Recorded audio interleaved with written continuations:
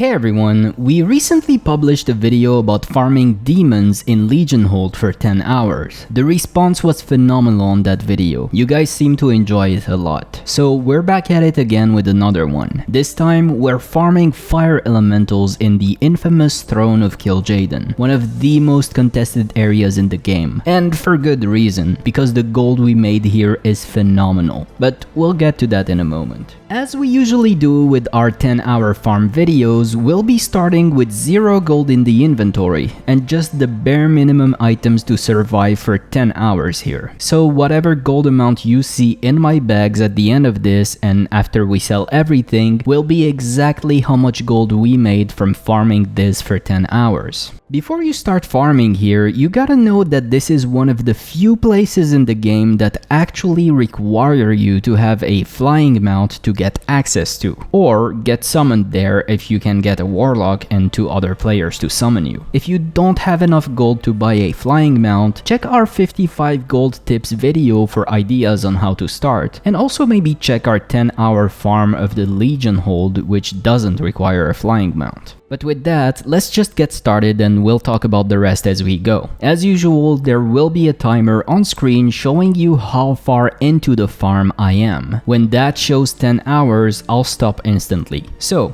Throne of Kil'Jaeden. The first thing I can tell you about this spot is that this is the complete Wild West. This place is so contested that you'll be constantly fighting with both the opposite faction and your own faction for tags. A pure open ring for mob tagging, but more about that in a moment. For now, let's talk about the mobs you'll encounter here. First and foremost, you need to know that all the mobs here were added in patch 2.4, the last patch of Burning Crusade. But in classic TBC, they're available right from phase 1, and they haven't been made any easier. In my experience killing them for 10 hours, they don't feel incredibly hard individually, but you definitely cannot just pull more than 2 or 3 without at best ending with low health. So, the reason why we're here is the incandescent Fellsparks. Those green elementals are an incredibly lucrative source of motes of fire to make Primal fire, which is currently, at least on my particular server, Pyrowood Village EU, the most expensive Primal. Wowhat says that the drop rate on those motes is 33%,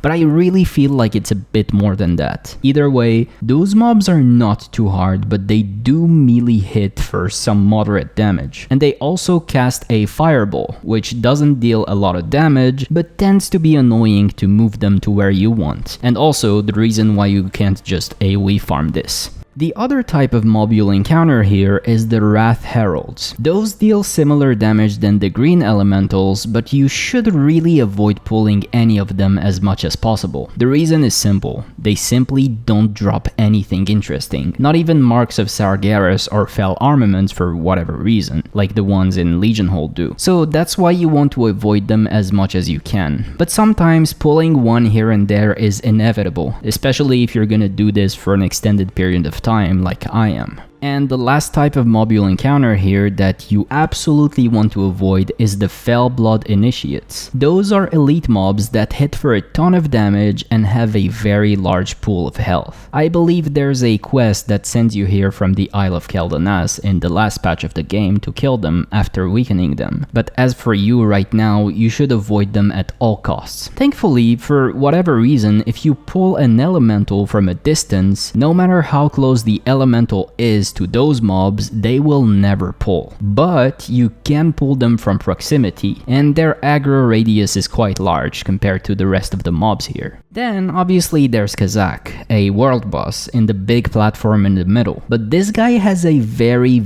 long respawn timer, and usually if you're on a large server, the moment he spawns he will be tagged instantly by the higher tier guilds, and they'll quickly deal with him. So you should just ignore Kazak completely. I found myself using his platform to evade from mobs a lot. In my 10 hours of farming here, he did not spawn. It would have been cool to see him spawn, I guess. So, as I said at the start, this place is extremely contested and you'll be competing with a lot of players to get tags for the green elementals in here. So you might be wondering, if this place is so competitive, why is it so good then? The reason is simple. dynamic spawning. Those mobs abide by the laws of dynamic spawning, which means that the more those mobs are killed by other players, the more the game will try to keep up with the demand for them and make their respawn timer faster. This is exactly why doing this is still good despite there being so many players all the time killing those mobs. I did end up fighting over a lot of tags. Sometimes I won them and sometimes I lost them. But overall, my advice here is to just not feel frustrated and just keep going and try to tag the next mob. And remember that dynamic spawning is on your side here. The game will spawn mobs faster and faster the more mobs die in a short span of time. I've been basically all over the place in this area, but at the end I ended up settling at the base of the stairs from the big Kazakh platform. The advantage here is that there's a lot of elementals in proximity, so even if another player shows up, you'll still have enough mobs spawning to keep you busy. The downside here is that there's 3 rat heralds that spawn. 1 even patrols, and you'll inevitably have to kill a few of them from time to time. But this particular spot worked for me personally. I'm a hunter, I can trap, use my pet, misdirect and feign death and such. And that's why I usually noticed other players avoided this spot and preferred other spots with just 1 or 2 spawns. So what works for me might not work for you. Just go around the place and try to find the spot that suits you the best. But yeah, other than that, I just did this over and over again for 10 hours. I would say this place was definitely more frustrating than any other I've been through, but because it keeps you engaged and alert all the time, you won't end up getting bored from farming and you'll be surprised by how much you'll make without even thinking about it. But you have to not get frustrated when you lose tags, because that will happen very often. Alright, I'm now done with the 10 hours, which means that it's time to move to the results. As usual, because there's no way I would have kept everything in my own bags and bank, I had to send everything I got to a bank alt every few hours. And I was so focused on dumping everything and quickly getting back to the farm that I didn't even notice I got an epic gear piece, the Will of Edward the Odd. This currently goes for 350 gold on my server, which isn't crazy high for an epic piece, but I'll definitely take it. So, what you see on screen now is everything I got in raw form after farming 10 hours of Throne of Kil'Jaeden. As you can see, there's a lot of Motes of Fire, a lot of grey junk, and also a few pieces of gear. So let's deal with those first. I'm gonna send all of those over to my paladin for disenchanting, and thanks to TSM, I can easily know what's worth disenchanting and what's worth vendoring. If you want to know the basics of TSM and also learn how to use the destroy functionality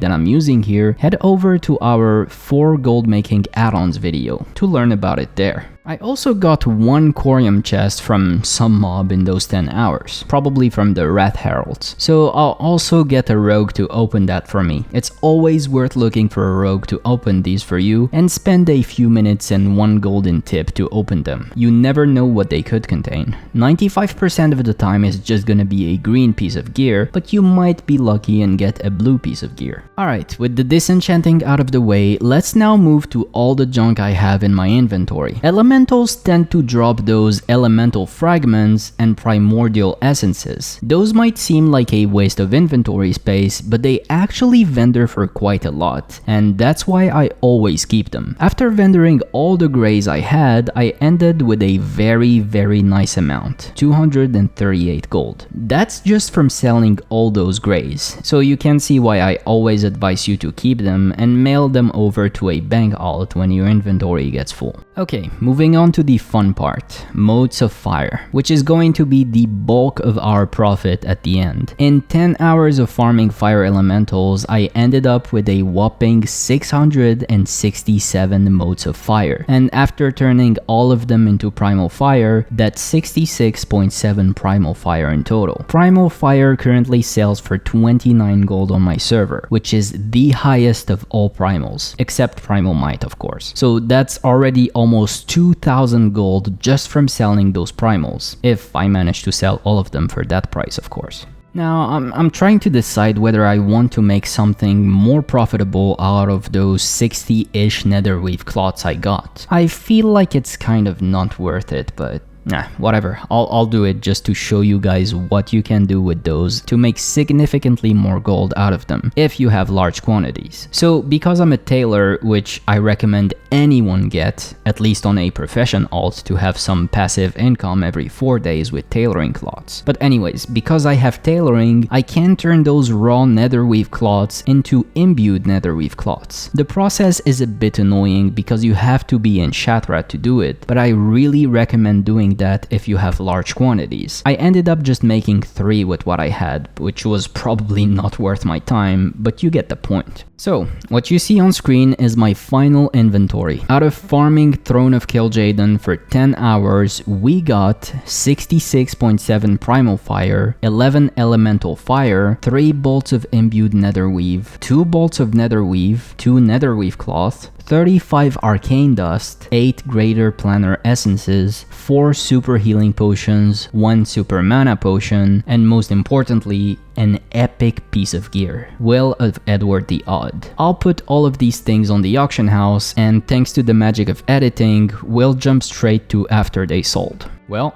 that was incredibly fast. Unfortunately, I forgot to turn on my recording when I opened my mailbox, but as you can see from my TSM ledger, everything sold in less than 24 hours, including the epic chest piece, and we made a whopping 2,538 gold. That's over 250 gold per hour. Even without taking into account the lucky epic piece I got, that's still 220 gold per hour, which is definitely the best spot I've covered on this channel so far. So, conclusion. Throne of Kil'Jaeden is a fantastic place to farm gold. Despite having so much competition and being basically the Wild West of mob tagging, this place has such an aggressive dynamic spawn applied to it all the time because of how many players farm it around the clock that you'll end up making a ton of gold regardless of how many players are here. We ended up making 2,500 gold in just 10 hours of farming this, which is fantastic, but almost 2,000 gold from that was from Primal Fire, which was selling for 29 gold. So unfortunately, this spot is very reliant on the price of Primal Fires to be efficient. So before doing this, check your Primal Fire prices and compare it to their price on my personal server at this point in time, which is 29 gold, to know whether this is worth doing or not. And with that, this marks the end of this video. I had so much fun making this one. I hope you guys enjoyed it too. If you did, remember to give it a like and subscribe to the Classic WoW Curios channel for more content like this. As always, thank you all so much for watching, and I will see you in the next one very soon.